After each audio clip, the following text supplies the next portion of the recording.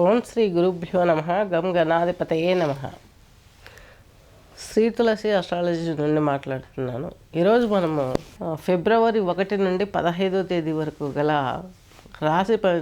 ద్వాదశ రాశుల గోచారం తీసుకున్నట్లయితే ప్రధానంగా ఈ 15 ఫిబ్రవరి 2025 నుండి ముందుగా ఒక్కొక్క రాశిలో ఏ రాశిలో ఏ గ్రహం ఉంది. బృహస్పతి వచ్చేసి మీకు వృషభ రాశిలో ఉన్నారు. ఈ యొక్క కుజుడు వచ్చేసి మిథున రాశిలో ఉన్నారు. ఈయన మీకు నెక్స్ట్ రవి భగవానుడు వీరందరినీ తీసుకున్నట్లయితే రవి బుధులు వచ్చేసి మకర రాశిలో ఉన్నారు. నెక్స్ట్ వచ్చేసి కేతు వచ్చేసి మేషరాశి వారికి మీకు ఈ యొక్క కన్యా రాశిలో సంచరిస్తున్నారు. నెక్స్ట్ వచ్చేసి రాహువు శుక్రుడు వచ్చేసి మీనరాశిలో సంచరిస్తున్నారు.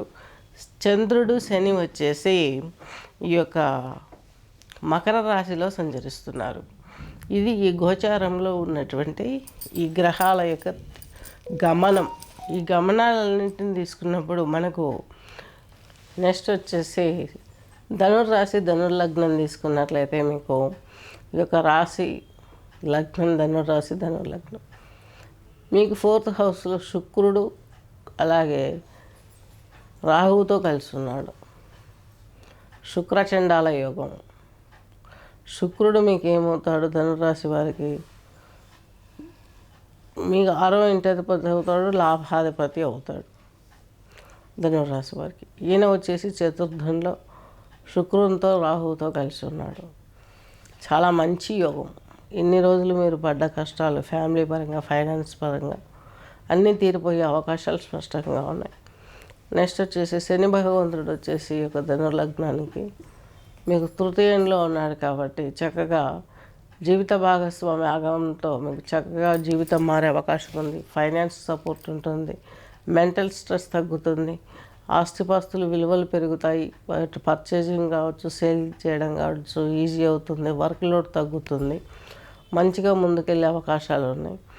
నెక్స్ట్ వచ్చేసి మీకు 2nd హౌస్లో ఉన్నటువంటి ప్లానెట్ రవి బుధులు. ఈయన రవి బుధులు మీకు వచ్చేసి రవి కోణాధిపత్యం, అలాగే బుధుడు వచ్చేసి మీకు సప్తమాధిపతి, అలాగే సప్తమాధిపతి దశమాధిపతి బృహస్పతి.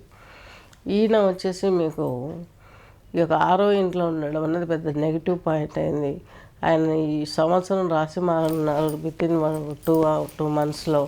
అప్పుడు మీకు ఇంకా పరిస్థితులు సానుకూలంగా మారి మంచి జరిగే అవకాశాలు చాలా స్పష్టంగా ఉన్నాయి కాబట్టి మీరేమి డిస్టర్బ్ అవ్వాల్సిన అవసరం లేదు.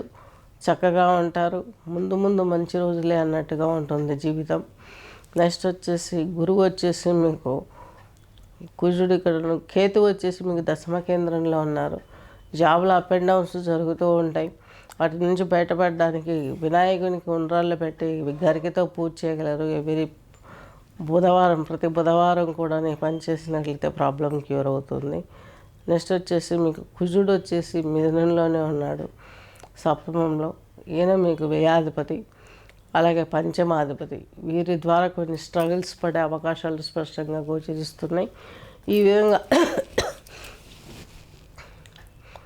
చేసుకోవటం వీటన్నిటికీ మీరు కలుపుకుంటూ పోతూ ఉంటారు. మీ ప్రాబ్లమ్స్ అన్నిటిని కరిగించుకుంటూ మంచుని ఏ విధంగా కరిగించగలమో ఆ విధంగా ప్రాబ్లమ్స్ నుండి బయటపడతారు. మీ సొంత తెలివితేటలు చాలా గొప్పగా ప్రదర్శిస్తాడు. సూక్ష్మంగా ఉంటారు చూడడానికి, కానీ మీరు చేసే ఆలోచన తీరు ఎదుటి మనిషి మళ్ళా 4 జన్మలు ఎత్తినా మర్చిపోలేడు. దెబ్బ వేయాలన్నా దెబ్బ తీసుకోవాలన్నా మీకు మీరే సాటి. ఇది ఒక్క విషయం గుర్తుపెట్టుకోండి. ఈ సంవత్సరంలో ఈ నెల నుంచే మీకు మంచి జరగడం స్టార్ట్ అవుతుంది. ఎటువంటి ఇబ్బందులు లేవు. ధనుర్రాశి ధనుర్లగ్నం వారికి హ్యాపీ సోల్, హ్యాపీగా ఉంటారు. హ్యాపీగా ఉండండి. కింద స్క్రోల్ అవుతున్న నెంబర్ని కాంటాక్ట్ చేయండి. మీకు సూటబుల్ యోగముద్ర మంత్రం ఇవన్నీ ఇవ్వడం జరుగుతుంది. జపహోమాదులు సంస్థలో జరిపించడం జరుగుతుంది. గమనించగలరు. స్వస్తి.